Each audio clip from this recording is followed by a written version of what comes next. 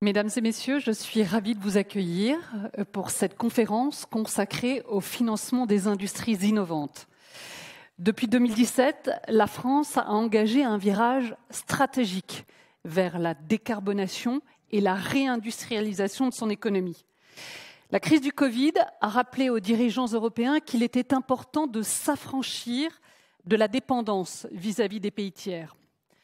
Dans un modèle en constante évolution, l'innovation est devenue l'un des enjeux majeurs de la croissance économique et de la compétitivité. La France a renforcé son engagement en faveur de l'innovation, de la recherche et du soutien aux entreprises innovantes. Et pour cela, des montants très importants ont été engagés pour financer les pépites de demain. Mais aujourd'hui, force est de constater qu'il existe encore des freins pour financer les entreprises innovantes. Car souvent, les modèles compliqués des industries de la tech effraient. Le temps de production, le temps de développement, le temps d'accès au marché sont parfois jugés trop longs. Tout au long de cette matinée, vous allez donc entendre des économistes, des industriels, des responsables de fonds, mais aussi des dirigeants de start-up qui vont partager avec vous leurs réflexions sur le financement des industries innovantes. Mais avant cela, malheureusement, Bruno Le Maire n'a pas pu être à vos côtés ce matin, mais il vous a laissé un petit message, je vous propose de l'écouter. Bonjour à toutes et à tous. Je ne peux malheureusement pas être avec vous pour ces rencontres du financement des entreprises innovantes, mais je voulais vous transmettre un message simple. La reconquête industrielle et technologique est le cœur de la politique économique que nous portons avec le reste du gouvernement. Depuis 2017, nous avons redoublé d'efforts pour mettre fin à la désindustrialisation qui touchait notre pays. Nous nous sommes mobilisés avec la Direction générale des entreprises, avec BPI France, avec les entreprises, les salariés, les ouvriers, pour refaire de notre nation une grande nation de production. Et c'est bien mon objectif sur le long terme. Ces efforts ont porté leurs fruits. Depuis 6 ans, nous avons créé 100 000 emplois dans l'industrie, ouvert 300 usines, placé la France en tête des pays les plus attractifs en Europe pour les investissements étrangers et lancé de nouvelles filières industrielles comme celle des batteries électriques. C'était inconcevable, mais nous avons réussi malgré la pandémie, malgré la guerre en Ukraine, malgré la crise inflationniste. Donc bravo à tous pour ces résultats. Maintenant, nous devons aller plus loin car ces résultats ne sont qu'une première étape.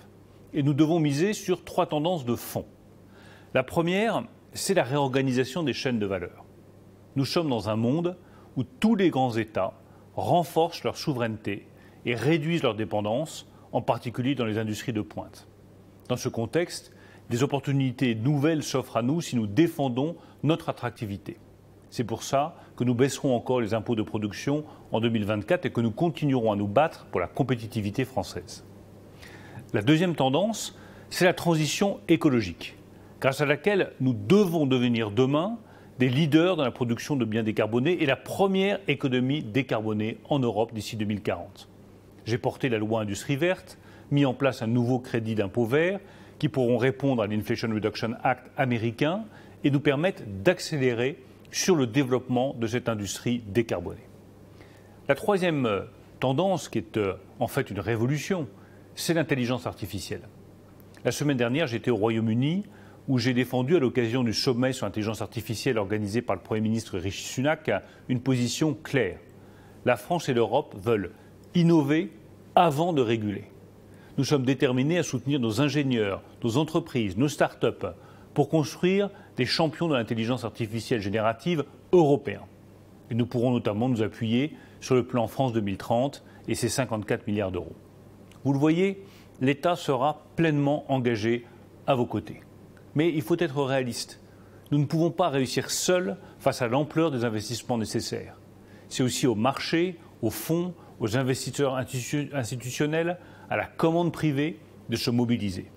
C'est l'objectif affiché de la phase 2 de l'initiative Tibi, qui devra rassembler 7 milliards d'euros de fonds privés supplémentaires entre 2023 et 2026. Je sais que vous y êtes très attachés. Je souhaite que ces rencontres du financement des entreprises innovantes nous permettent de réfléchir à de nouvelles initiatives dans ce sens. Merci encore pour votre participation et bons travaux à toutes et à tous. Voilà, on va demander à présent à Roland Lescure, ministre en charge de l'industrie, de nous rejoindre, parce que lui aussi, il a un message à vous adresser ce matin, monsieur le ministre. Je vous en prie. Ah, mais si, bien sûr, si vous préférez. Voilà. Bonjour à tous et à toutes. Je me suis dit que j'allais utiliser cette scène parce qu'on est à quelques encablures de l'Accor Arena où, vous le savez sans doute, Madonna a fait son grand retour sur la scène internationale hier. Alors, je chante moins bien que Madonna, mais en revanche, moi, je suis à l'heure. Il paraît qu'elle a fait attendre ses spectateurs pendant plus d'1 heure hier soir. Donc voilà, moi, je suis à l'heure et je suis très heureux d'être à l'heure pour cette très belle demi-journée à laquelle vous participez toutes et tous. Merci à vous de nous aider à animer cette matinée. Et merci surtout à vous tous et à vous toutes d'être là aujourd'hui. Bruno Le Maire vient de vous le dire, nous sommes à l'aube d'une nouvelle révolution industrielle. Elle est mondiale, elle est essentielle, elle est sans doute aussi importante que celle qui a été initiée par la découverte des hydrocarbures il y a un peu plus d'1 siècle et par celle qui a nourri l'industrie mondiale depuis maintenant des décennies. Elle va être un peu plus coûteuse que la précédente. Parce que là où les hydrocarbures, je dirais... Je vais prendre un peu d'eau parce que j'ai la... Allez, je vais piquer la bouteille de... Je ne sais pas qui devait parler là. Allez-y, continuez. Je vais vous servir. Hop.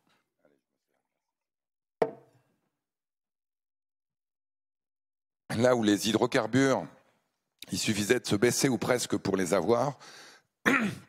La révolution de la décarbonation, puisque c'est celle dont je parle, elle va être extrêmement coûteuse. Bruno Le Maire l'a dit, on va avoir besoin d'innovation technologique, on va avoir besoin d'entrepreneurs, on va avoir besoin de chercheurs, on va avoir besoin, au fond, de tout ce que la France compte d'innovants. Et il y en a quelques-uns ici, j'en ai salué quelques-uns en arrivant, et on va aussi avoir besoin de fonds. Et c'est la raison pour laquelle on a souhaité vous rassembler aujourd'hui ici, dans un espèce de gigantesque speed dating de l'industrie innovante. Moi, je suis convaincu que l'Europe et la France réunissent les conditions pour être le premier continent neutre en carbone d'ici 2050, mais que nous pouvons le faire ensemble en étant aussi un continent de producteurs. On peut conduire des véhicules électriques, on peut avoir une industrie décarbonée, on peut consommer tous et toutes des produits dans lesquels le bilan carbone sera de plus en plus favorable. Mais tous ces produits, nous souhaitons, le président de la République souhaite que nous soyons les producteurs de ces produits et pas seulement les consommateurs. Pendant très longtemps, la politique industrielle de l'Europe, elle s'est résumée à 2 mots, marché unique, monnaie unique. Soyons le plus grand marché de consommateurs, mettons en place une politique de concurrence saine et parfaite et la tendance suivra. La réalité, vous le savez, c'est que ce n'est pas aussi simple que ça.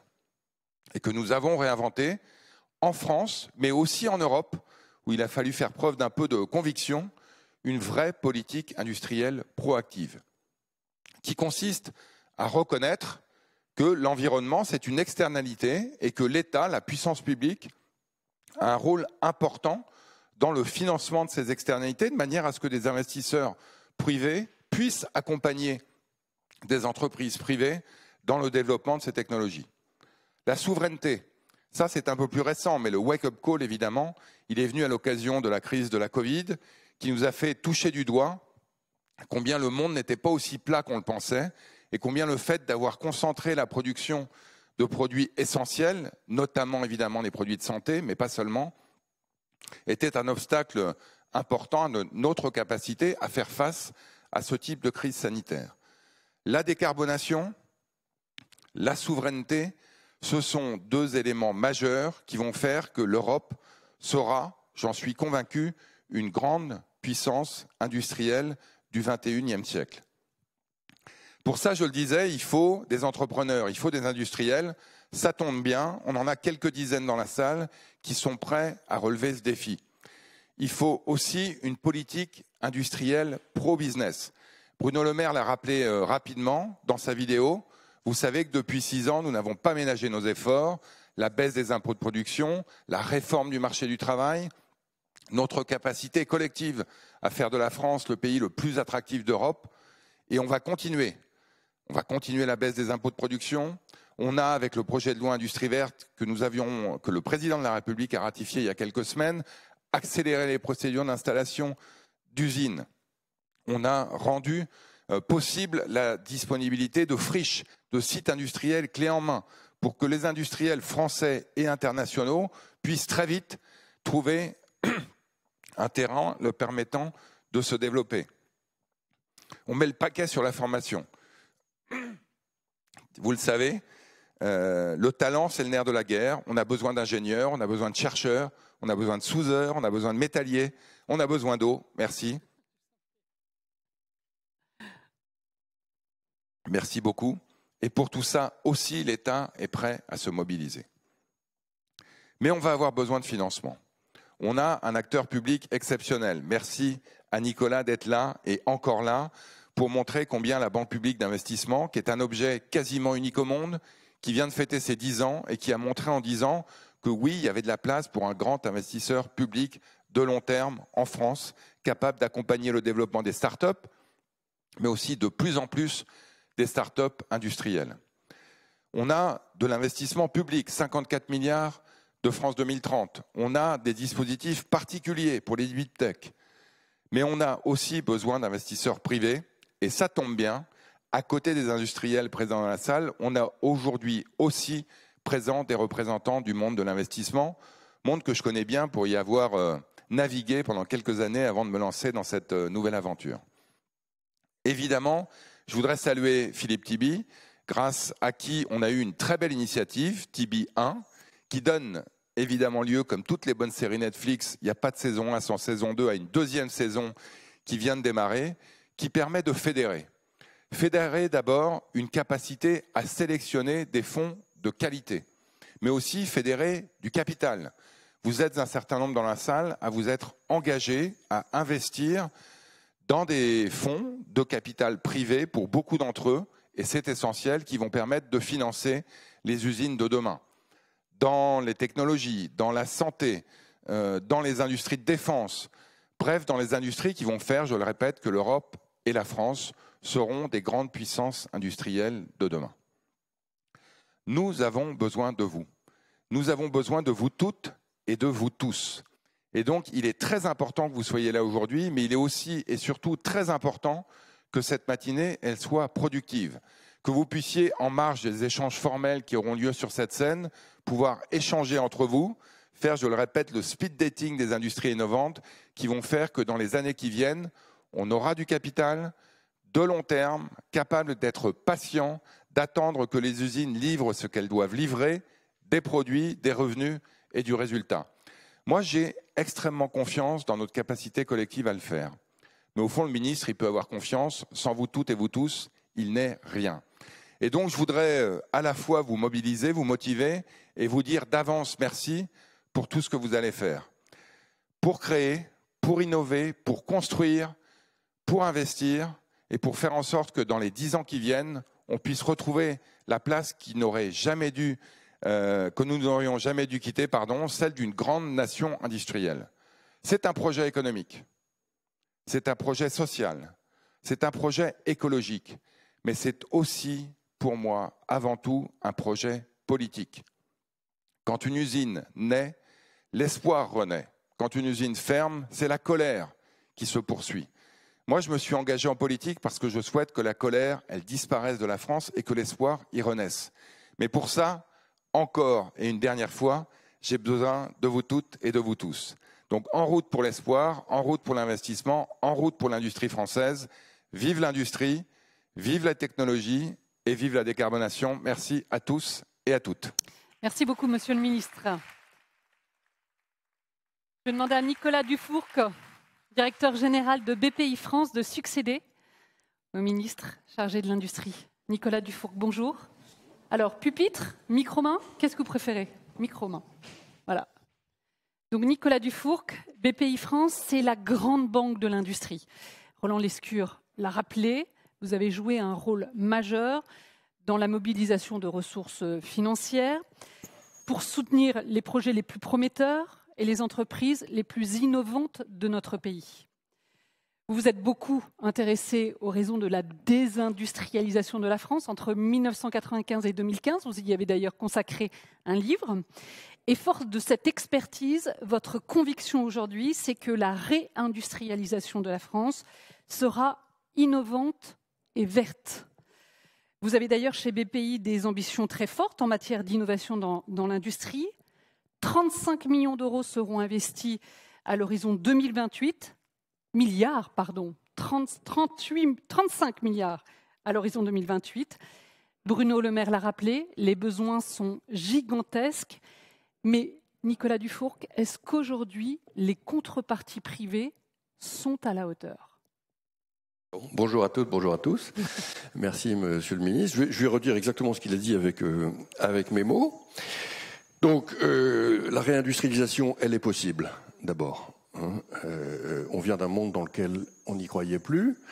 Elle est en marche. On le voit à peu près dans tous les territoires. On n'a jamais vu une telle effervescence de projets industriels dans le deal flow de BPI France aujourd'hui, dans tous les territoires. Il y a une volonté qui est d'abord culturelle et humaine, presque, j'ai envie de dire, tripale dans la société française, qui n'existait plus et qui est remontée progressivement. C'est des choses qui se déroulent sous nos yeux dans le temps long. Et donc ce temps long, il a commencé avec les années désespérantes, on va dire 2010, 2011, 2012, 2013, 2014 encore. Et c'est là où la conviction que quelque chose devait quand même changer s'est progressivement construite. C'était tout petit, on ne l'entendait pas. Nous, on commençait à l'entendre à la BPI. Et c'est aussi pour ça que j'ai souhaité donner une voix à tous ces entrepreneurs incroyables, courageux, des vrais, des preux d'une certaine manière, qui avaient survécu aux années terribles de 2000-2010 et qui continuaient de brandir avec à la fois sagesse et courage, audace, un peu d'auto-hypnose aussi, on va se le dire, un étendard de reconquête. Voilà, et c'est à eux que j'ai donné la parole dans mon livre. Ils sont très nombreux. J'en ai interviewé 35 et il y en a des milliers de preux en France en réalité, et qui ont réussi. Alors, c'est là où on est dans un moment culturel et politique, comme le disait le ministre, très important. Ils ont réussi à polliniser, comme on dirait des abeilles, toute une nouvelle jeunesse d'entrepreneurs qui vient beaucoup du monde académique et le monde de la deep tech et qui veut faire des startups industrielles. Voilà, il y en a beaucoup dans cette salle. Donc, ensuite, l'éducation nationale se remet en marche progressivement sur ces questions. La réforme des lycées professionnels sera fondamentale. Les écoles de production, il y en a une qui ouvre par mois, il faudrait qu'il y en ait 10 qui ouvrent par mois. Elles sont fondamentales. L'autre soir, j'étais à un dîner autour des écoles de production et il y avait une dizaine d'élèves qui étaient dans le témoignage incroyable de ce qu'ils sont en train. Ils avaient 15 ans, donc il y avait 10 gosses de 15 ans qui expliquaient ce qu'ils faisaient dans les écoles de production et franchement on voit que c'est absolument la solution et que c'est une partie de l'avenir de notre pays, donc il faut mettre le paquet là-dessus. Les projets, je répète, il y en a énormément. Maintenant, pourquoi est-ce qu'on se réunit aujourd'hui ici à Bercy, et c'est fantastique que le ministre ait pris l'initiative de cette réunion, c'est que, on va se le dire, tout va bien, sauf que il y a un énorme problème de contrepartie privée. Voilà. On a eu l'autre jour, il y a deux entrepreneurs de la Space Tech, un événement Space Tech qui était à la station F, c'était il y a quelques mois. Bon, on a un énorme problème de financement privé de la Space Tech française. La BPI ne va pas nationaliser la France. C'est tout, on fait notre job, on a des taux d'emprise qui sont ce qu'ils sont, donc typiquement dans la Space Tech, on finance les fonds privés qui vont financer la Space Tech, enfin il n'y en a pas beaucoup, et puis nous on met des tickets, mais on met des tickets qui nous permettent d'avoir 10-15% du capital des premières levées. Parce qu'il va y avoir les deuxièmes levées ensuite, puis les troisièmes, et à chaque fois c'est 100 millions, 150 millions, etc. Il l'a dit le ministre, la réindustrialisation par les startups industrielles, mais pas seulement d'ailleurs, par les très grands projets industriels également, c'est très coûteux, c'est des masses de capitaux extrêmement importantes. Et donc si on n'a pas la contrepartie privée, c'est-à-dire les capitaux privés, ça va être très compliqué. Ici, on a Magali qui représente le plus gros de nos fonds de réindustrialisation, qui s'appelle le fonds SPI. Dans certains de ces tours de table, elle est bloquée. Dans d'autres, on y est arrivé. Vercors, on y est arrivé. On a eu Meridiam, on a eu Macquarie, donc on va chercher des grands fonds étrangers aussi. On a des fonds français, mais on va surtout de plus en plus chercher des grands fonds étrangers, qui posent la question de savoir, mais pourquoi finalement n'y a-t-il pas plus de fonds français, quoi, de réindustrialisation? Les fonds français de réindustrialisation, il y en a quelques-uns, ils ont eux-mêmes du mal à lever. Et c'est tout ça qu'il faut qu'on arrive à régler. Il faut le régler assez vite. On ne va pas attendre 2027 pour régler le problème. Parce que, encore une fois, ça serait un espoir déçu. En ce moment, il y a un immense espoir. Un immense espoir d'écosystème, encore une fois. Le plan Deep Tech de la BPI, qui est financé par France 2030, magnifiquement, c'est un plan qui veut faire 500 startups Deep Tech par an. Aujourd'hui, on en fait 350. Sur les 350, il y en a un tiers qui sont des startups industrielles en émergence et en gestation. C'est donc 150 nouvelles startups. Donc l'espoir est là. Si toute cette nouvelle génération de jeunes entrepreneurs qui sont en train de rebâtir l'industrie française en lui faisant sauter une étape, puisqu'il bascule directement à la haute tech, la digitalisation et la décarbonation, ne trouve pas de financeurs privés, je pense qu'on mettra l'énergie du pays, toute cette énergie psychique là, dans d'autres directions. Donc c'est vraiment fondamental qu'on arrive à mobiliser un nouvel écosystème de financement privé, de cette nouvelle verticale de l'asset management, on va dire, qui s'appelle la réindustrialisation, le venture industriel. Il y a eu une époque dans les années 30 ou même dans les années 1860 où la banque privée finançait tout ça. Elle n'allait pas chercher la garantie de l'État. Les Pereire et autres qui ont donné leur nom à des boulevards. Donc on peut pas se limiter à une réponse principielle aujourd'hui qui consisterait à dire on veut bien le faire mais il faut nous dérisquer. Bien sûr qu'on va dérisquer. On a dérisqué sur ACC, n'est-ce pas, Roland, ici à Bercy, une garantie de projet stratégique, la dette, elle est garantie à 80% par l'État. On a dérisqué la dette de Société Générale sur Vercors, garantie de projet stratégique, 80% de garantie sur le bilan de l'État. Okay, on va le faire. On va en faire beaucoup plus, mais on ne peut pas dire que la totalité de la réindustrialisation de la France va devoir être dérisquée par l'État, ça ne colle pas. Par ailleurs, les fonds privés d'investissement dans la réindustrialisation doivent lever auprès des assureurs, fondamental. Les assureurs doivent consacrer une partie de leurs investissements, de leurs thèses d'investissement à la réindustrialisation de la France. L'assurance française doit réindustrialiser la France. Prenez le fonds de défense de BPI France.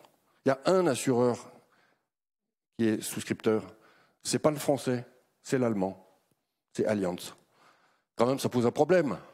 Voilà. Donc, on a nos partenariats avec les assureurs. Je suis pas en train de faire du finger pointing. Je comprends les contraintes. Je comprends en particulier que la contrainte de réindustrialisation est liée au fait que c'est coûteux, la courbe en J est profonde dans la réindustrialisation. C'est plus risqué que d'autres thèses. C'est sûr que c'est plus risqué que d'autres thèses. C'est une courbe en J profonde et longue. Donc les TRI seront pas forcément du même niveau que des TRI de LBO mid-cap classique, c'est sûr. Mais à la sortie, le multiple, si on réussit, le multiple sera énorme. On fera des multiples considérables avec des entreprises qui seront la fierté du pays. Voilà. Donc je pense que j'ai épuisé mon temps. Mais c'est ça que je voulais dire un peu sans fioriture, quoi, parce que le problème est vraiment un problème sérieux. Je vous assure qu'il est sérieux. Ici, dans la salle, il y a beaucoup de startups industrielles qui sont angoissées à l'idée de savoir comment elles vont réussir à terminer leur tour de table. Merci beaucoup, Nicolas Dufour. Et justement,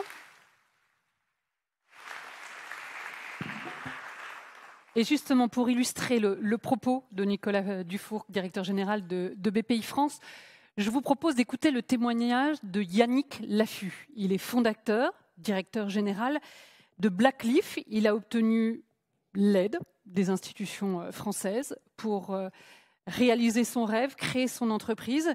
Et aujourd'hui, il nous le dit, il n'arrive pas à trouver des soutiens privés pour poursuivre son activité.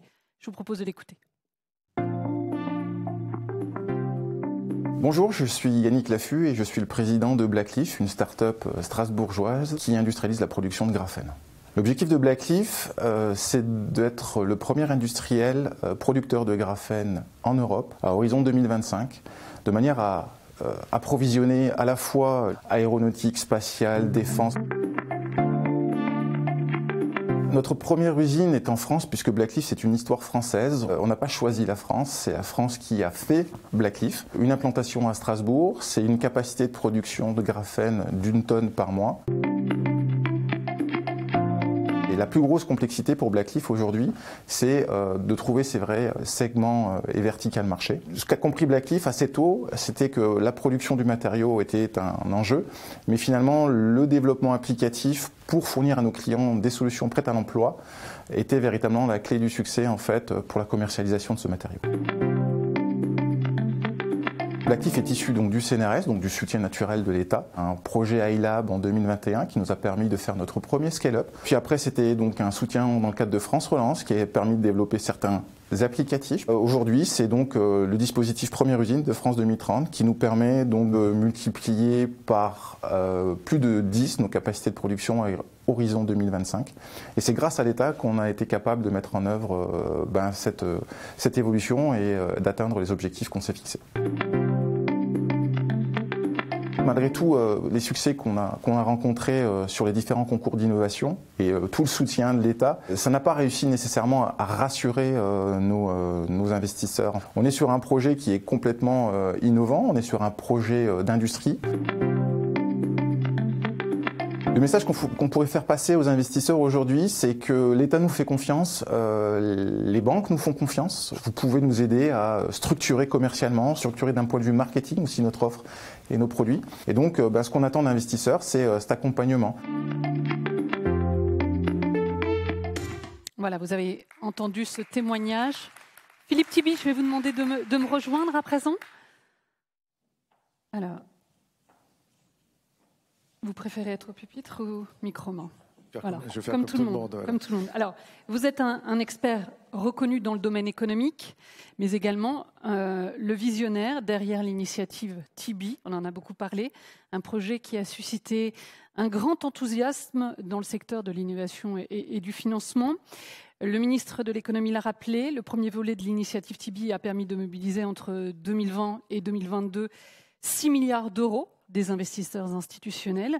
Et la deuxième phase du plan mobilisera 7 milliards d'euros de fonds privés et servira en priorité à financer la décarbonation et les projets de haute technologie.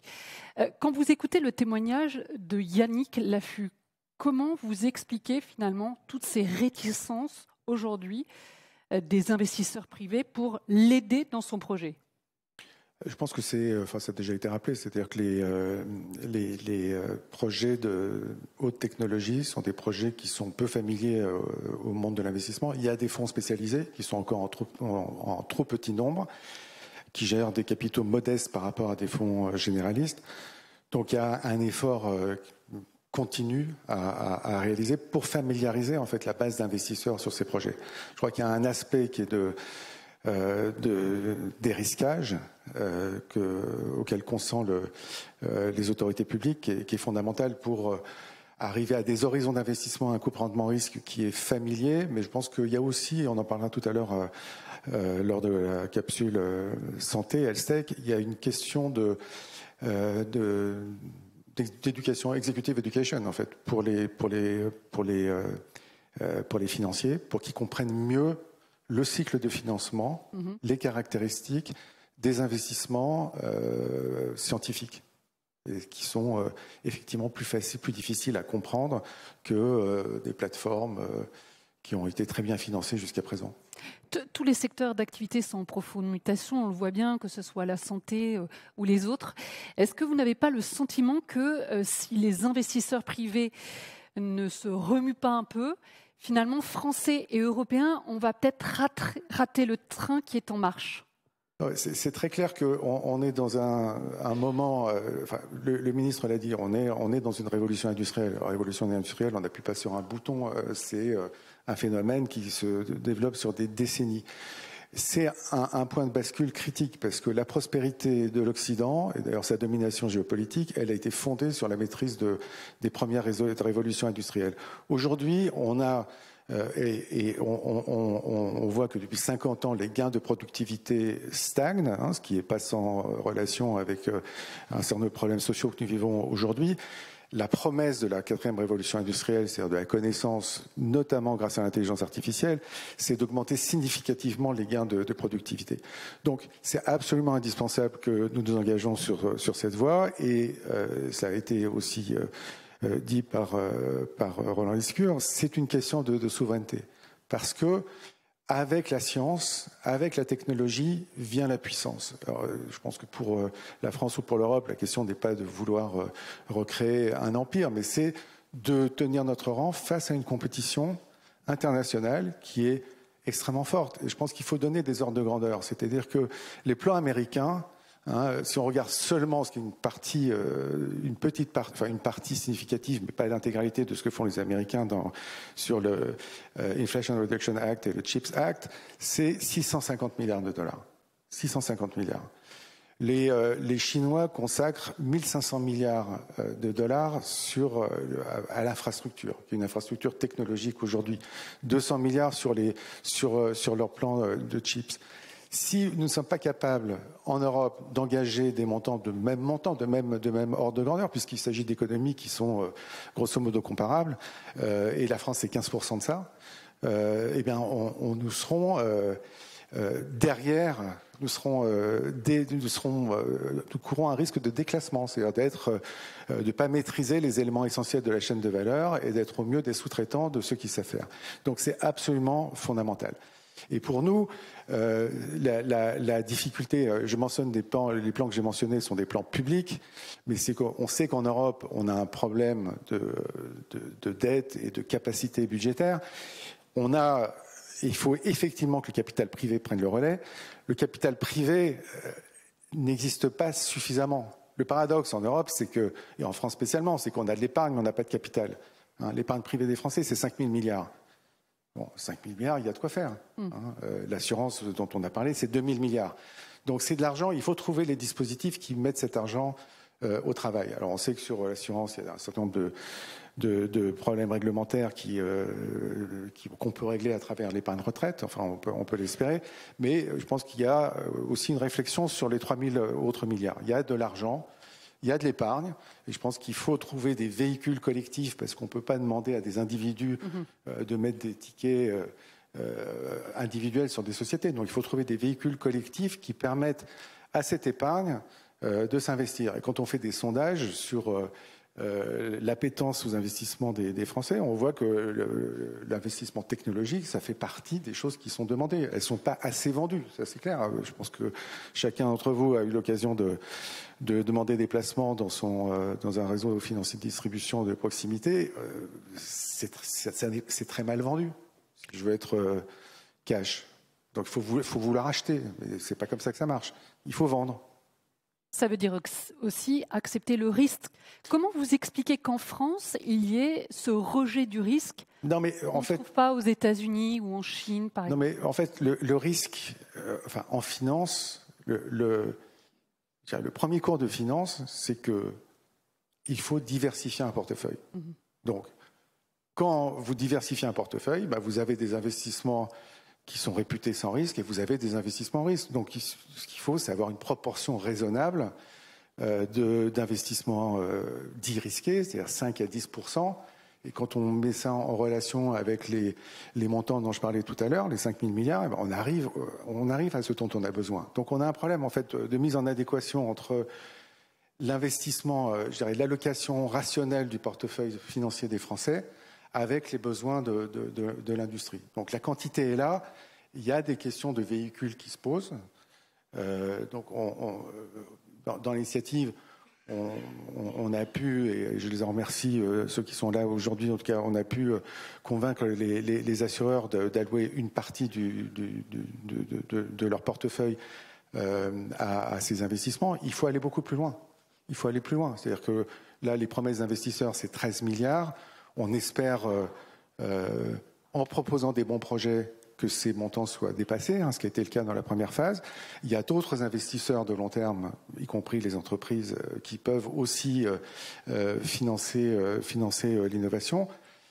Moi, je suis très optimiste. Je pense qu'on a les moyens de le faire. La question, c'est de trouver des mécanismes. Et comme l'a dit Monsieur le Ministre, il faut fédérer et montrer que ces projets sont des projets d'intérêt national. C'est pas un projet de financier. C'est pas un projet. C'est un projet de TRI pour les assureurs. Et évidemment, s'il n'y a pas de TRI, ils viendront pas. C'est la bonne incitation. Mais c'est un projet d'intérêt national auquel doivent participer toutes les parties prenantes, y compris les industriels. On insiste beaucoup sur les industriels parce qu'ils ont les capacités non seulement de financer les autres à travers la sous-traitance ou leur filiale, mais ils ont aussi des projets dans leur carton qui devraient voir le jour et qui aujourd'hui sont bloqués par la réticence à prendre des risques. Merci beaucoup. Merci Philippe Tibi.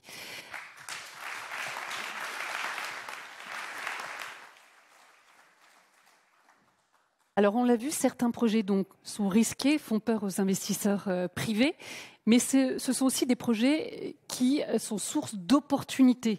Et c'est pour cela que France Biotech a lancé une formation à destination des investisseurs dans le cadre justement du programme Tibi. Je vous propose d'écouter Franck Mouton de France Biotech. Franck Mouton, je suis le président de France Biotech. Nous avons annoncé effectivement récemment le lancement d'un programme de formation destiné aux investisseurs de haut rang dans le cadre du programme Tibi et de sa seconde vague. Ce programme en fait consiste à fournir à ces investisseurs de haut rang l'ensemble des éléments actualisés pour comprendre quels sont les enjeux réglementaires, développement, market access, modèle d'affaires, comment on fait de la performance à la fois sanitaire et économique dans ce domaine de la health tech que couvrent la biotech, la medtech et le numérique en santé. C'est une formation qui est portée par l'Agence Innovation en Santé, par la DG Trésor, par la mission Tibi et par France Biotech.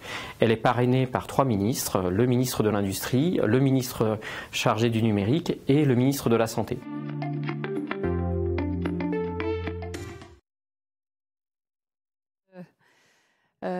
Qui prend tout son sens puisque certains reprochent aussi aux nouvelles sociétés de ne pas assez en dire finalement sur les opportunités que leurs projets peuvent apporter aux investisseurs. On va à présent se concentrer sur cette table ronde qui va réunir un économiste, 2 industriels, un responsable de fonds, et on va discuter justement autour de tout cela avec eux. Je vous propose de venir me rejoindre.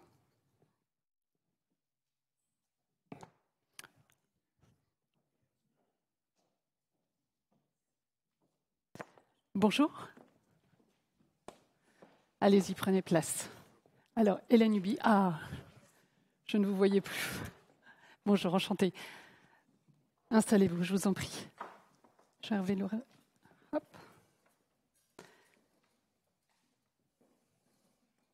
Donc voilà, l'innovation est devenue un élément clé de la croissance économique, tout le monde l'aura bien compris. Les industries innovantes jouent un rôle essentiel dans la transformation de nos économies et dans la résolution des défis mondiaux auxquels nous sommes confrontés.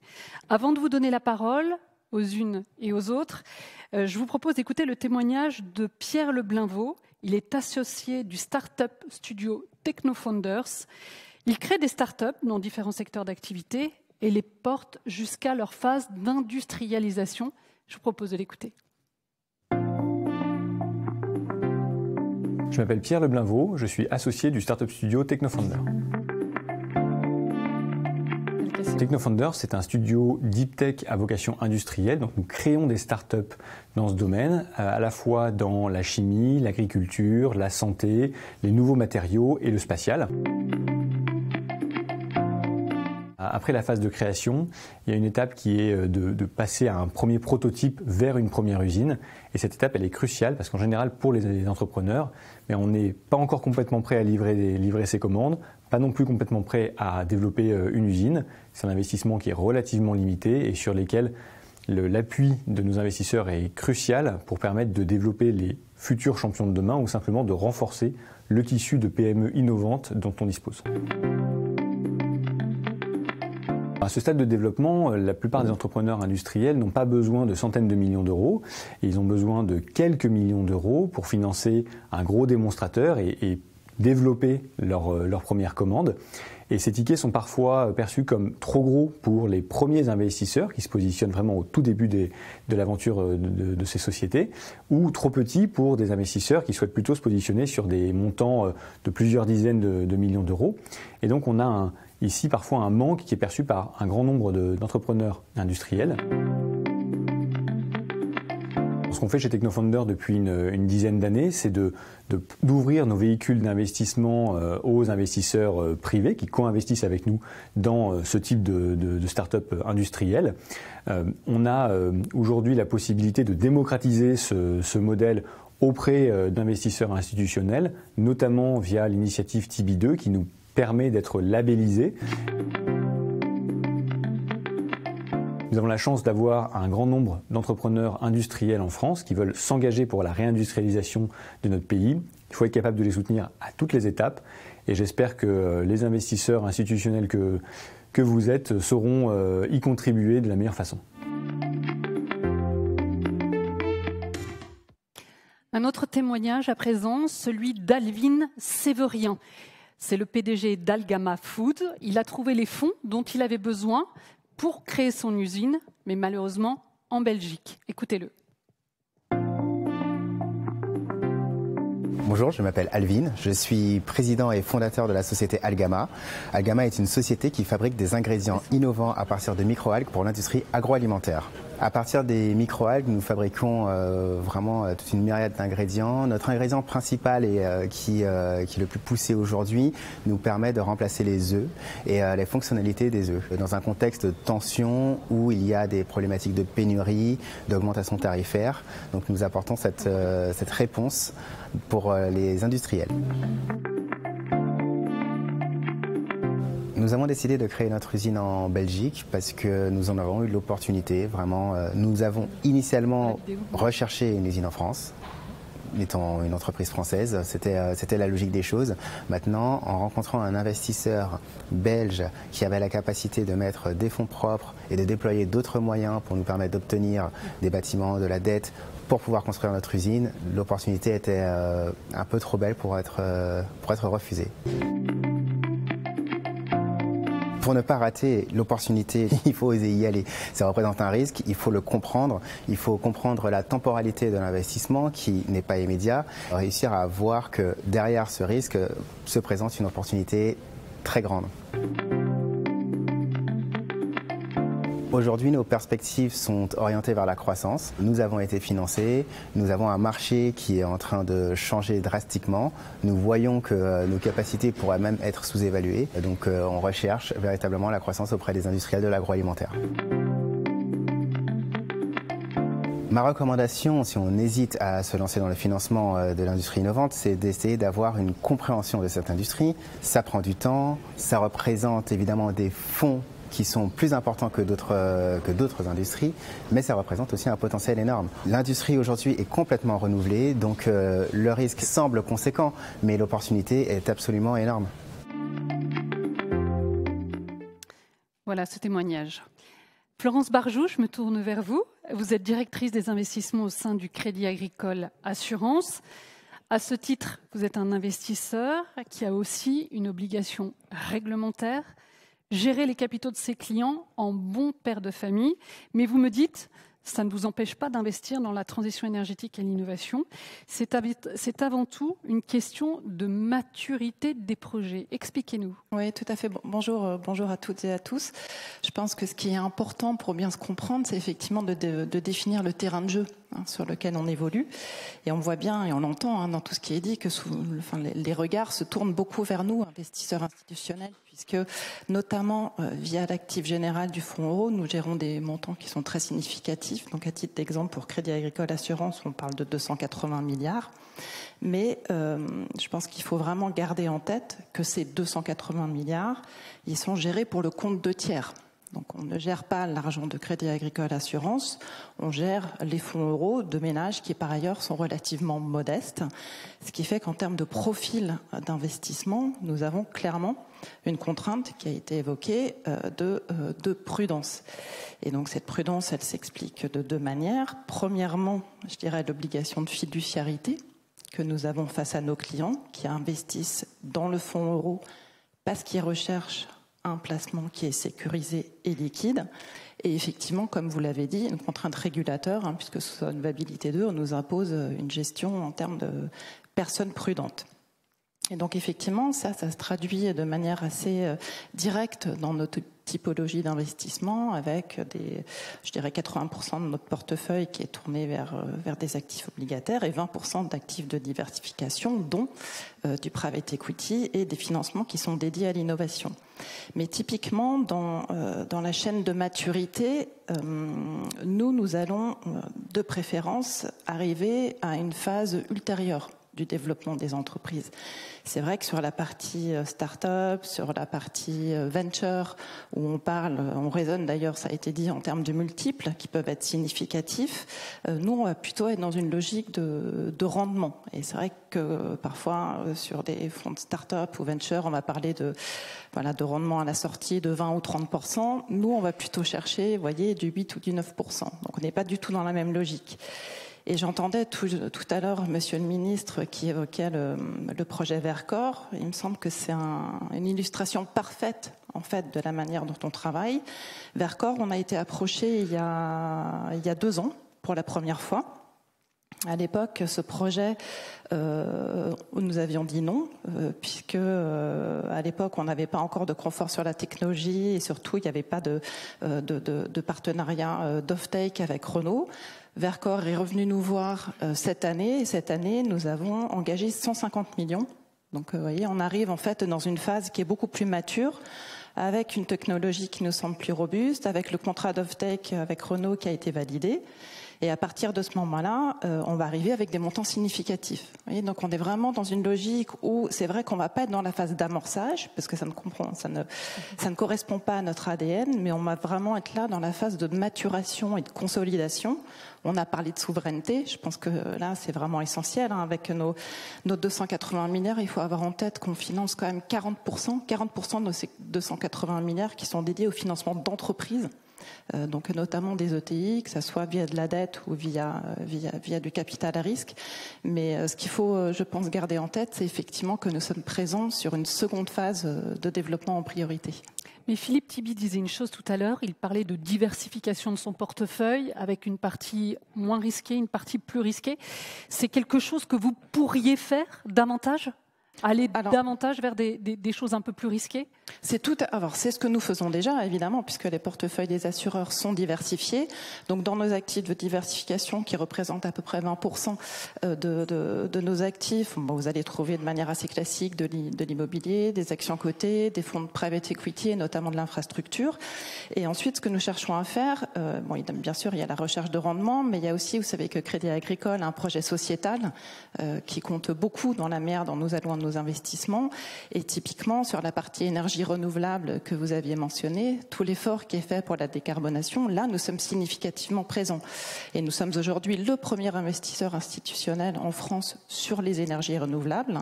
Pour vous donner une idée du montant des investissements, grâce à nos investissements dans ce secteur, nous contribuons à la production de 14 gigawatts d'énergie renouvelable. Donc 14 gigawatts, c'est la contribution annuelle de 5 millions de foyers français. Mais encore une fois, toujours avec une logique, je dirais, de rendement sécurisé. Évidemment, comme nous sommes aujourd'hui dans un environnement où les taux d'intérêt ont monté, on va chercher des rendements qui sont plus importants, mais nous n'irons jamais dans des projets qui sont 100% développement, par exemple. Nous irons toujours dans des projets où une grande partie du flux de rendement va être sécurisée par des contrats PPA ou en tout cas une sécurisation sur le rendement. Merci beaucoup Florence Barjou. Jean-Hervé Lorenzi, vous êtes conseiller spécial du fonds ISALT, mais vous êtes aussi économiste. Et selon vous, si on arrive à financer cette économie innovante, on pourra réindustrialiser en France tous les secteurs d'activité.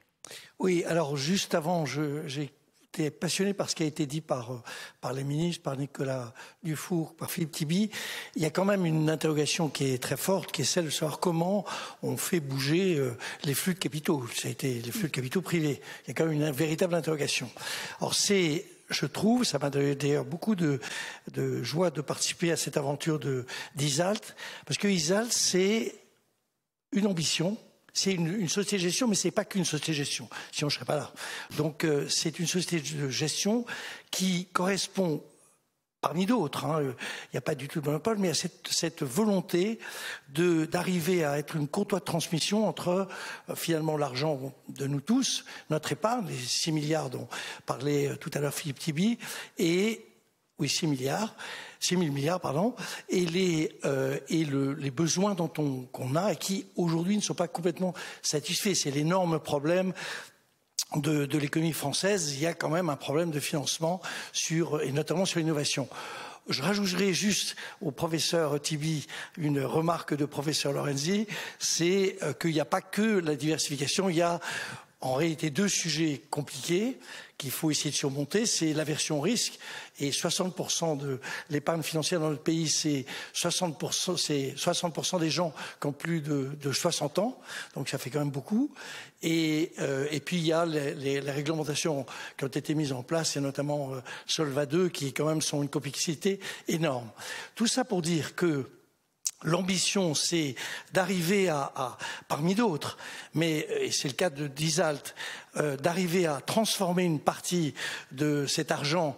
Et en réalité, l'idée d'Isalt, au tout début, c'est le fonds stratégique de participation, c'est-à-dire l'idée que si un assureur vie se met à investir de manière sur un temps un peu plus long, et à ce moment-là, on baisse le coût en capital nécessaire. Vous vous souvenez, c'est les lois de Solva 2. Et donc ça, c'est la première idée. Et la deuxième idée, et vous m'avez posé la question, j'y réponds, c'est que je me suis, pardon de l'expression, mais tartiné le fait de regarder des milliers d'entreprises qui avaient la caractéristique d'être à la fois de technologie à peu près affirmée, c'est exactement le cas de Vercor, et j'allais dire une stratégie commerciale assez claire et assez solide, assez certifiée. Évidemment, ça c'était dans le cadre d'Isalt. Et on a réussi, collectivement, mais j'ai un peu passé quelques soirées, à trouver une première liste de 130 entreprises qui sont dans tous les secteurs. Ce qui fait dire, parce que Philippe Tibi et Nicolas Dufour ont dit, c'est dans tous les secteurs, on a ce type d'entreprise. En réalité, on peut réindustrialiser le pays. On en a en tous les cas la capacité technologique, scientifique. Simplement, il faut arriver, et ça revient un peu à l'histoire du financement, il faut arriver à collecter, canaliser plus de financement vers ce qui est en réalité un peu plus risqué.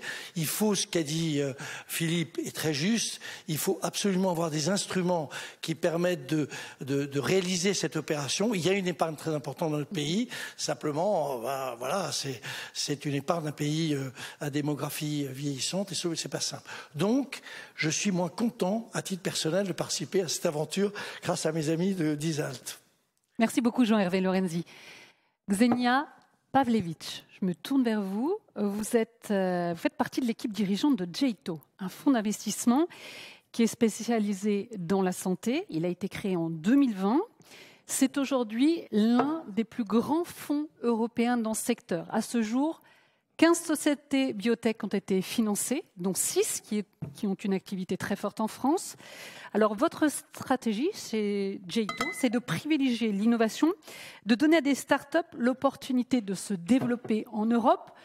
Vous les accompagnez du début jusqu'à la fin. Vous évitez ainsi, vous me dites, que finalement, au dernier moment, ces startups ne se tournent vers les États-Unis. Oui, exactement. En fait, si vous voulez, le constat qu'on voit aussi dans le domaine de biotech, c'est qu'en Europe, on manque vraiment des capitaux qui sont nécessaires quand les startups, elles deviennent moins risquées, justement. Et quand elles ont vraiment un succès avec leurs médicaments, elles ont besoin des capitaux. Et pour l'avoir vécu de côté de l'entrepreneur, aujourd'hui, je suis très content de pouvoir être côté investisseur. Quand souvent, il faut savoir que 3/4 des médicaments approuvés aux États-Unis par la FDA, la science, la base, elle provient de l'Europe.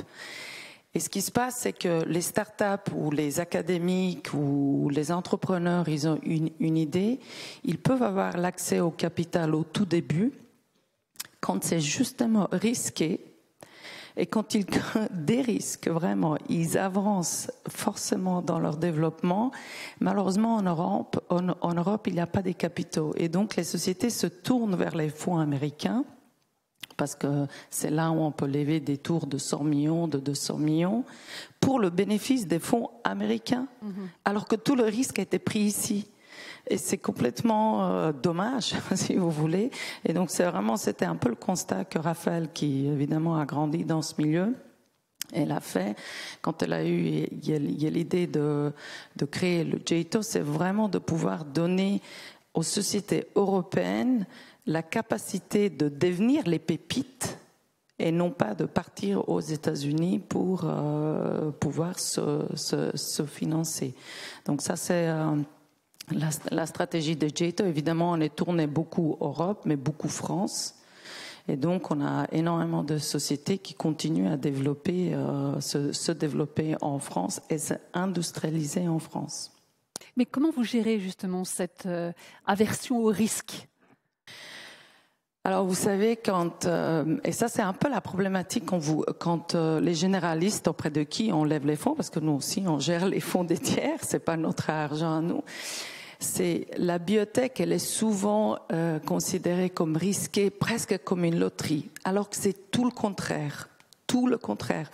Au moment où on rentre dans la société, la première chose qu'on fait, on prend le risque de rentrer dans la société et on commence à dérisquer tout de suite. Donc on cherche, quand vous avez une molécule, un médicament, la première chose que vous faites quand vous avez passé par là, vous cherchez d'autres indications, vous cherchez d'autres applications thérapeutiques, vous cherchez d'autres types des indications, l'expansion à des marchés. Tout ça, ça permet de dérisquer cet investissement pour que la sortie n'est pas yes, no ou binaire. Et c'est en ayant les gens dans le JITO qui ont passé, qui ont grandi dans les industries, qui ont fait des startups, qui ont quelques, scars, parce qu'on a appris, et on sait comment accompagner les entrepreneurs et les startups dans cette création de valeur, mais qui passe par dérisking. Et c'est ça qui est très important à savoir. Est-ce que selon vous, le modèle de JITO est transposable dans d'autres secteurs d'activité ? Moi, je pense énormément. Évidemment, dans la santé, c'est très c'est complexe, c'est réglementé, mais je pense dans toute la tech, c'est absolument il y a le cas. On va justement se tourner vers Jan Jacob Boomwitchers. Vous êtes président d'Holosolis, une société qui est spécialisée justement dans les panneaux photovoltaïques, un autre secteur d'activité très porteur. Vous avez donc obtenu le soutien des institutions pour développer votre projet, déposer votre permis de construire pour la construction de votre usine. Et aujourd'hui, il vous manque des fonds pour aller plus loin. Vous peinez encore à convaincre les investisseurs privés, peut-être encore à cause de ce risque, qui veulent avoir des certitudes sur le rendement de votre activité, sur par exemple l'écart de prix qu'il y aura quand vous serez en mesure de produire vos panneaux photovoltaïques entre vos panneaux photovoltaïques et les panneaux chinois. Selon vous, il y a des obstacles aujourd'hui encore réglementaires qu'il faudrait lever et qui permettraient de donner plus de visibilité aux investisseurs, puisque finalement, c'est ce qu'ils demandent. Bonjour, merci beaucoup de nous recevoir ici. Alors, pour les personnes ici, Holosolis est une usine de 5 gigawatts de panneaux et de cellules photovoltaïques qui est en train d'être montée sur un énorme terrain de 50 hectares en France, à côté de Sarreguemines, sur une commune qui s'appelle Hambach, et que certains d'entre vous doivent connaître parce qu'elle est à 10 km de la frontière allemande et juste en face d'une usine Smart. Donc c'est un tissu industriel qui demeure en France, avec des personnes qui n'ont pas honte d'être dans une usine Et travailler à poste n'est pas un gros mot là-bas. Donc c'est une des forces de la France, c'est de rester un pays dans cette région relativement industrielle. Alors, tout le monde a dit un mot en fin de compte qui revient en permanence, et c'est le risque. Et c'est bien ça. Et on est tous issus en partie de la finance, et on connaît bien un du premier cours dont on a eu, c'est le fameux bêta au niveau du risque. L'idée, c'est de réduire ce risque. Et c'est absolument faisable. Et d'ailleurs, le gouvernement français travaille là-dessus avec le gouvernement européen. Vous parliez, madame, que l'investissement dans Vercor était effectivement risqué au départ. Et c'était le cas. Mais derrière, l'Europe s'est mise en route avec une association qui s'appelle l'EBA, le European Battery Alliance. Et ils se sont mis autour de la table avec les 70 acteurs du monde de la batterie européen pour dire à l'Europe ce dont ils ont besoin, pour pouvoir fonctionner ici, dans un marché qui, jusqu'à présent, il y a jusqu'à 4 ans, était totalement dominé par la Chine. Il y a 4 ans, tout le monde aurait dit « montez une usine de batterie en Europe, mais vous êtes fous ». Et ça a été commencé, le mouvement a été lancé par la société Northvolt en Suède, qui aujourd'hui est une société qui vaut 4 milliards d'euros. Ils ont réussi, avec cette association et un certain nombre de soutiens, de monter cet écosystème en créant, entre autres, le passeport européen de la batterie, qui détermine ce qu'une batterie doit être quand elle arrive en Europe. Et elle doit inclure non seulement des normes techniques, mais également des normes de CO2 et surtout, je le répète ici, des normes sociales. Et donc, quand on regarde les pays, et donc ça a été un succès, et pour vous, ça a été également dérisqué à cause d'un actionnaire, d'un acheteur comme Renault, qui fait l'off-tech. Même chose pour ACC, qui est issu donc de Mercedes-Benz et de Stellantis, et pour l'usine Northvolt, c'est Volkswagen qui est l'off-taker. Donc nous faisons, nous, aujourd'hui, avec Holosolis, la même chose. Nous sommes à un stade bien plus précoce par rapport à ceci. Et nous parlons aujourd'hui avec des banques, avec aussi bien des fonds d'investissement. Nous avons reçu effectivement le soutien de l'État. Et ce que l'on voit, c'est que l'État nous aide à dérisquer le marché. Donc l'Europe l'a fait en créant le NZIA, le Net Zero Industry Alliance Act, et qui spécifie qu'en 2030, 40% des panneaux photovoltaïques qui seront installés en Europe devront provenir d'Europe. Parce qu'aujourd'hui, là où nous marchons sur la tête et où cette énorme opportunité d'industrialisation existe, c'est que nous avons dépensé l'année dernière 900 milliards d'euros pour acheter du gaz et du pétrole à des nations extra-européennes. Et en même temps, l'année dernière, 95% des panneaux photovoltaïques installés en Europe venaient de Chine. Alors qu'on n'a pas de gaz, on n'a pas de pétrole en Europe, ça on le sait, il en reste un petit peu dans mon pays, dans la mer du Nord, on l'a utilisé. Par contre, on a tout ce qu'il faut pour fabriquer des panneaux photovoltaïques. Et donc, en dérisquant le marché, ce que fait l'Europe et ce que fait également la France actuellement, en créant un certain nombre de règles pour pouvoir encourager l'investissement, non seulement industriel pour le CAPEX, mais surtout de créer de la demande qui va être constante. Et que cet écart de prix avec la Chine, qui existera toujours, soit comblé par des normes. Et ceci permet de dérisquer. Et un dernier mot que je veux dire, c'est que vous avez tous vu énormément l'industrie des batteries, où finalement il y a un ou deux off-takers.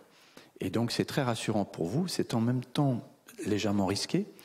Ce qui est important à voir, c'est qu'il y a plein d'autres opportunités avec d'autres business models, avec parfois pas juste 2 clients, mais au contraire des dizaines, voire des centaines, voire des milliers de clients. Et c'est une réelle opportunité pour vous pour dérisquer finalement le chiffre d'affaires qui va venir dans le futur. Et vous avez donc bon espoir que l'écart de prix entre vos panneaux photovoltaïques et ceux de la Chine, au final, se réduisent et en quelque sorte rassurent les investisseurs privés. Oui, en faisant des gigafactories de 5 gigawatts, ce qui n'a jamais été fait en Europe. La plus grande usine photovoltaïque actuelle est en Italie, elle fait à peu près la moitié de notre future usine. Vous auriez des économies d'échelle. Mais je vais être clair, on n'arrivera jamais apples for apples, en comparant, d'arriver au tarif des Chinois. Pourquoi ? Parce que la Chine et Xi Jinping ont déterminé qu'ils voulaient être le nouvel OPEC de la 3e révolution industrielle. Et nous avons ici aujourd'hui le choix, et d'ailleurs le ministre l'a dit, soit on se réindustrialise et on prend en marche ce train, ce qu'on a réussi à faire avec la batterie, et on peut faire la même chose avec le photovoltaïque, avec l'industrie automobile, etc. Mais si on ne fait rien, il est très très clair qu'on ne s'est pas trop bien passé dans la deuxième révolution industrielle, très bien dans la première, et on l'a expliqué, l'Europe est devenue un système de nations dominantes économiquement dans le monde. Si on ne participe pas à cette troisième révolution industrielle, si on le laisse passer sous nous, je pense que dans 30 ou 40 ans, on sera une nation du tiers-monde. Vous estimez vos besoins à combien ? Aujourd'hui, 800 millions d'euros pour monter notre usine. Voilà, donc investisseurs privés, 800 millions. 800 millions d'euros, le gouvernement en apporte une partie. Aujourd'hui, quand on réfléchit, l'année dernière, rappelez-vous, la France elle-même a dépensé 120 milliards d'euros pour du gaz et du pétrole à des nations extra-européennes. On a tout ce qu'il faut sous nos pieds ici pour fabriquer le photovoltaïque de demain. On n'a pas besoin de terres rares, on a tout ce qu'il faut. Il faut juste avoir cette volonté et cette aide. Merci beaucoup. Hélène Huby, fondatrice et directrice générale de The Exploration Company, vous avez lancé votre start-up pour envoyer des capsules dans l'espace il y a un peu plus de 2 ans maintenant.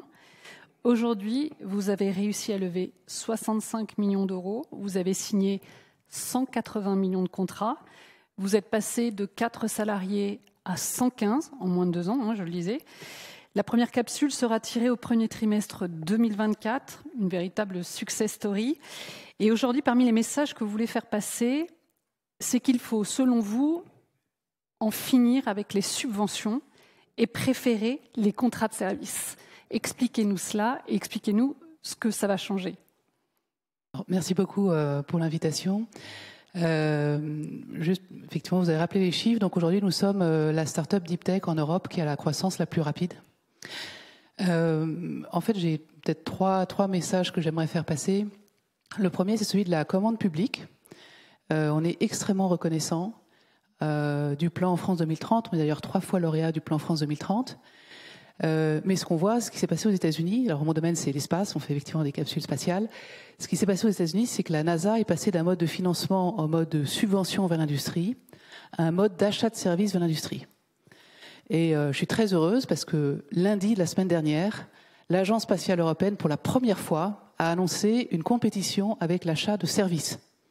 Et ce qui a permis de convaincre l'Agence spatiale européenne, c'est de dire au directeur général de cette agence, bien, si vous achetez pour 100 millions de services, moi derrière, je peux lever de la dette et je peux lever des capitaux privés. Si vous me donnez 100 millions d'euros de subvention, ben ça reste 100 millions d'euros de subvention. Donc voilà, mon premier message, c'est je pense que on peut transformer la commande publique pour le même niveau d'investissement. Donc je ne demande pas plus d'argent, mais si on achète des services, en fait, on peut leverager cet achat de services. Alors souvent on se dit, ah ben oui, mais si on achète un service à une start-up, et si elle meurt, qu'est-ce qui se passe ? Parce que c'est l'argent du contribuable, il faut qu'on fasse attention. Ce qu'ont fait les Américains, c'est dire, on met des étapes, on met des gates. Et on ne donne pas simplement un contrat à une start-up, on donne des contrats à des players dominants et à des start-up. Et puis, ceux qui ne livrent pas, on arrête le contrat. Aussi simple que ça. Ce qui fait que, par exemple, aux États-Unis, il y a des players dominants où la NASA a arrêté le contrat, et puis il y a SpaceX qui a livré, et puis qui a réussi. Et le premier contrat de service qu'a reçu SpaceX, c'est ça qui leur a permis de sortir de la faillite, notamment. Voilà. Donc, premier point, c'est vraiment contrat de service. Et le deuxième message Le deuxième message, c'est vers les investisseurs, parce qu'on a beaucoup parlé de risques. Oui. Mais moi, j'aurais parlé des retours. High risk, high rewards. Nous, on construit des vaisseaux, des capsules. C'est rien de plus que de la logistique. C'est rien de plus qu'une infrastructure de transport dans l'espace qui sert des missions logistiques vers les stations, qui sert aussi des besoins militaires, d'action et de transport dans l'espace. Eh bien, notre plus gros investisseur aujourd'hui, c'est EQT Venture. EQT Venture, c'est le plus gros fonds de venture en Europe, mais c'est aussi derrière EQT, qui est l'un des plus gros acteurs investisseurs dans les infrastructures. Donc, la deep tech ou les paris industriels, c'est beaucoup d'argent au démarrage, c'est effectivement des risques au démarrage. Il y en a peu qui réussissent, il faut être clair. Par contre, ceux qui réussissent, ils prennent des énormes parts de marché, et donc derrière, c'est des énormes retours sur investissement. Et justement, donc, par rapport à l'allocation des portfolios, on peut avoir évidemment une partie du portfolio pas trop de risques, mais une autre partie justement, beaucoup de risques et donc beaucoup de retours. Et d'ailleurs, je remercie le Crédit Agricole, parce que c'est peut-être une exception, mais grâce à la BPI qui a garanti une partie de ce prêt, on a un prêt aujourd'hui du Crédit Agricole. Et justement, pour donner un peu plus de visibilité, vous aimeriez aussi que soit créé un top 50 des deep tech au niveau européen. Exactement, parce que je pense qu'il nous faut des success stories en Europe. Les success stories, ça donne confiance aux investisseurs, ça inspire aussi d'autres investisseurs. Et puis les success stories, on se demande, ah mais en fait, pourquoi ils ont réussi? Et ce qui a été dit à un moment est très vrai, les investisseurs connaissent finalement peu comment fonctionne l'industrie. Et donc je pense que ce serait important d'avoir ce top 50 de la deep tech européenne, et d'ailleurs ce top 50 d'avoir des KPIs. Parce qu'en fait, on n'est pas dans un business où après 2 ans, on va avoir des tonnes de revenus. On a un business où on a des tonnes de revenus après 5-6 ans. On est dans un business où en fait le risque principal, c'est pas le risque marché. Le marché, il est là. Le risque principal, c'est l'exécution, la maîtrise de la technologie, la maîtrise du planning, la maîtrise des coûts. Et donc, pour évaluer est-ce qu'une start-up, elle va réussir ou pas, il faut des KPIs qui sont complètement différents de ceux de la typique, on va dire, software, SAS, B2B. Et donc, voilà, il me semble que cet indicateur, donc c'est une proposition, on pourrait le faire au niveau français, au niveau européen, ça permettrait d'avoir des success stories, ça permettrait aussi d'avoir des KPIs qui rendent confortable les investisseurs à se dire, bah ok, là les KPIs, ça a l'air correct, c'est très risqué, mais les retours sont très importants, donc j'y vais. Merci beaucoup à tous. Est-ce que l'un d'entre vous veut réagir à ce qui a été dit autour de cette table? Gervais Lorenzi? Je ne réagis pas, c'est formidable ce qui a été dit. Je réagis juste à ce que Nicolas a dit tout à l'heure, Nicolas Dufour. Il a dit que l'industrie française, la réindustrialisation ou l'industrialisation française a été faite dans les années, pendant disons le Second Empire. C'est des banquiers, c'est Père, c'est Rothschild, enfin il y en a une très palanquée. C'est eux qui ont créé parce que les types ils avaient la foi. Donc c'est vrai qu'on prend des risques. Mais enfin, si on les prend pas, moi je suis très sensible aux risques climatiques, mais je suis très sensible au fait que les générations qui vont venir, si on n'a pas réindustrialisé, ils n'auront plus que leurs yeux pour pleurer non plus aussi. Donc faisons très attention, c'est la volonté. Alors Hélène a la pêche comme pas possible, mais c'est vrai que c'est comme ça qu'on fera. Il faut le faire. Et c'est vrai qu'il y a un peu de risque. Ben oui, c'est la vie. Vive le risque. Oui, peut-être une dernière remarque. Je pense que ce qui est très important, visiblement, quand on s'écoute tous, c'est le continuum du financement. Et donc, comme je l'ai dit, nous, on arrive plutôt en phase de consolidation. Et je pense que la bonne piste, c'est celle qui a été évoquée par Philippe Tibi tout à l'heure, c'est comment faire en sorte que sur la partie épargne, l'épargnant français, on ait le bon véhicule qui permette de concilier la prise de risque, une forme d'illiquidité. Et c'est vrai que la partie épargne retraite, c'est probablement un très bon véhicule. Et on travaille ensemble sur le sujet, d'ailleurs. Merci. Yann Jacob, vous vouliez rajouter? Oui, en fin de compte, j'adore l'idée de la commande publique. On en parle d'ailleurs déjà ici en France et en Europe. Donc je pense qu'effectivement, c'est un outil qui permet de dérisquer pour les investisseurs. Bien sûr, d'autres outils sont nécessaires. Il y a de la dette, il y a de l'equity, mais ça commence par la preuve que le concept existe, que la technologie est dérisquée et que derrière, étant donné qu'il y a des commandes, il y a une opportunité de marché. Mais je suis totalement d'accord avec ce que vous dites. La problématique du réchauffement climatique est dramatique en ce moment, mais effectivement, si on n'a plus d'usines, si on n'a plus de travail en Europe, ce sera encore plus grave. On aura 2 vrais problèmes en face de nous. Merci beaucoup. Merci à tous. Je vais vous laisser rejoindre votre place. Merci. Merci beaucoup. Voilà, il va revenir à présent à Thomas Courbe, directeur, à la tête de la Direction générale des entreprises, de clôturer cette conférence qui, je l'espère, vous aura apporté quelques éclairages sur les problèmes de financement des industries innovantes et surtout qui vous a permis, en tout cas, de finir de vous convaincre que l'une des priorités aujourd'hui, c'était bel et bien de trouver les financements de cette industrie innovante. À vous, Thomas Courbe. Merci beaucoup. Bonjour à tous. Je suis très heureux d'être avec vous aujourd'hui. Je pense que depuis le premier rapport Tibi en 2019, on a mesuré ce matin à quel point nous avions fait des progrès, à quel point nous avons parcouru du chemin. Nous avons un écosystème plus robuste. On l'a vu, ça a été illustré. Nous avons des filières entières industrielles qui émergent désormais. Les frontières entre les disciplines de la recherche fondamentale s'effacent, l'opposition entre start-up et industrie également. Et si on reprend ce chemin parcouru en s'appuyant sur le rapport de Philippe Tibi, on avait d'abord le sujet du financement, il a été largement évoqué. Le rapport faisait à l'époque état de failles de marché importantes sur le financement. Aujourd'hui, nous mobilisons l'entièreté des outils financiers utiles pour le développement des entreprises innovantes. La grande nouveauté, c'est que par rapport à l'historique des PIA dans lesquels on était très centré sur la recherche et développement, désormais la partie industrialisation est une partie intégrale de nos financements dans le cadre de France 2030. C'est la grande innovation de France 2030. On soutient un nombre limité de secteurs avec une doctrine exigeante en termes de jury indépendant, de prise de risque. On essaye, alors on peut toujours aller plus loin, mais on essaye, par rapport à ce que disait l'ANUBI, de prendre des risques dans un nombre de secteurs limités, soit stratégiques sur le plan de la souveraineté, soit stratégiques pour la décarbonation. On a aussi une dimension européenne, ça c'est une révolution copernicienne à Bruxelles d'avoir désormais une politique industrielle européenne et nous la mettons en œuvre de manière active dans l'électronique. 67 projets européens en cours de financement, dont 12 français, qui vont faire émerger les nouvelles générations de semi-conducteurs. Dans les batteries, avec le PIEC qui a permis la première Gigafactory, nous en aurons au moins 4, mais aussi tous les matériaux en amont de la filière de la batterie qui connaissent de nombreux développements. La santé également, qui était un sujet plus difficile au niveau européen, mais sur lequel nous mettons aussi en œuvre une politique industrielle, à la fois sur le médicament, avec 3 projets français sur 40, et puis bientôt sur les solutions tech et numériques pour la santé, et puis l'hydrogène avec 10 gigafactories en France. Donc cette démarche européenne est très concrète dans un grand nombre de pays européens et en France. Et puis en complément, on met en œuvre le crédit d'impôt industrie verte, qui est une forme de réponse à l'IRA américain, dans lequel on va financer d'autres secteurs de la transition écologique, l'éolien, les panneaux solaires, le Solis en parlait, les pompes à chaleur. On pourra financer jusqu'à 200 millions d'euros de CAPEX de ces usines.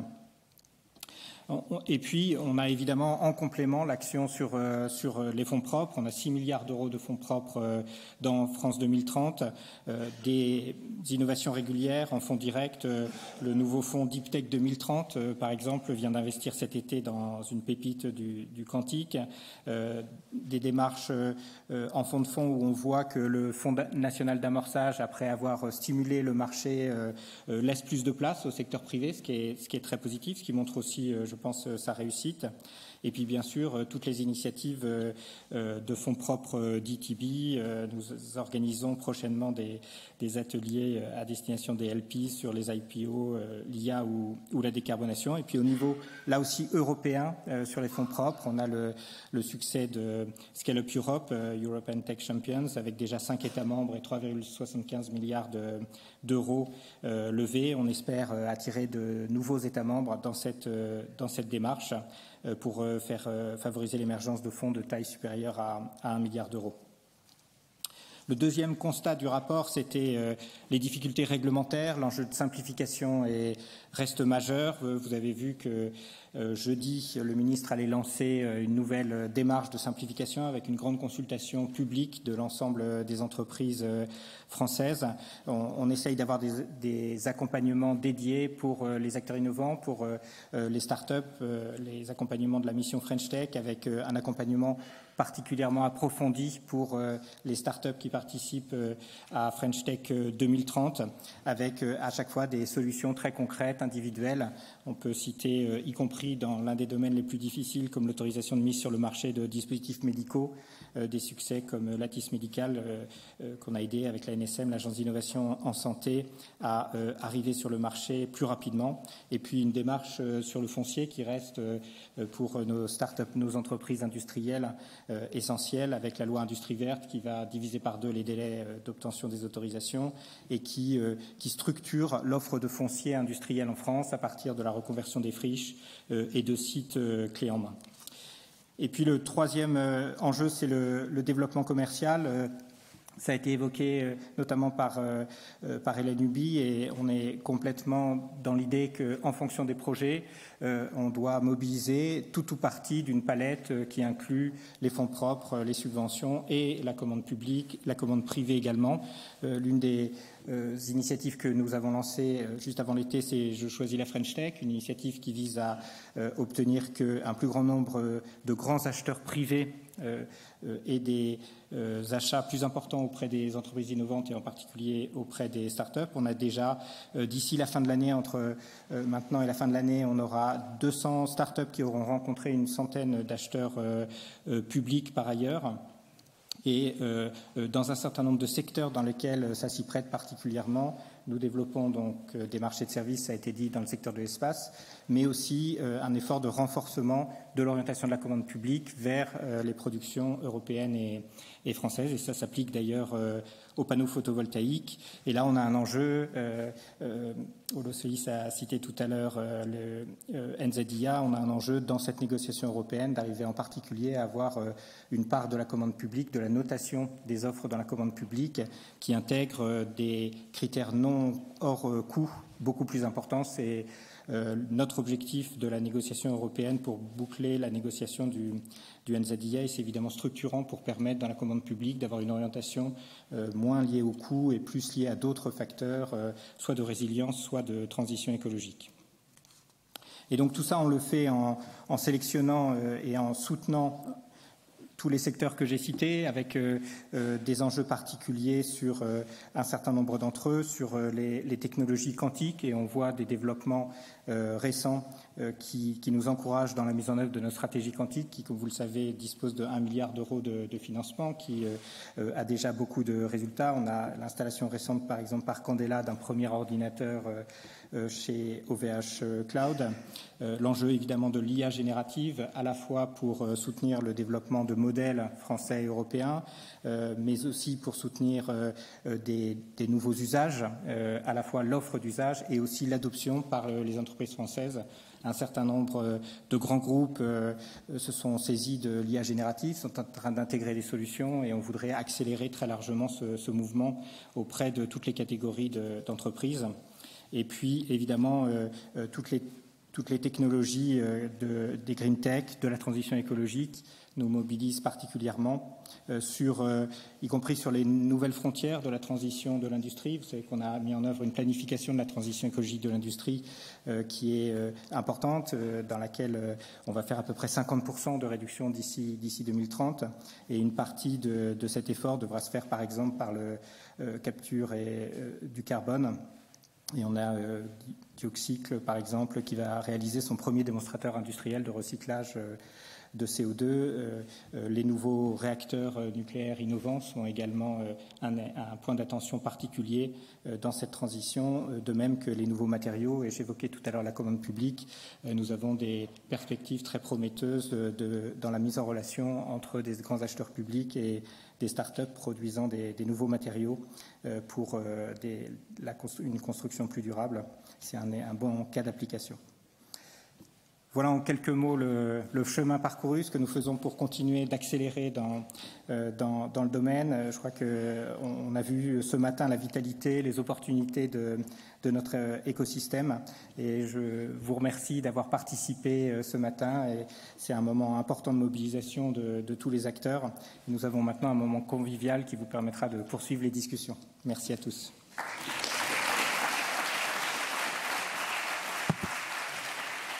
Merci beaucoup, Thomas Courbe. Merci beaucoup, Thomas Courbe. Merci à tous. Et juste un petit mot pour vous dire que si vous souhaitez revoir le replay de cette conférence, eh bien, vous le trouverez sur le site de la Direction générale des entreprises. Voilà. Bonne journée à tous. Merci.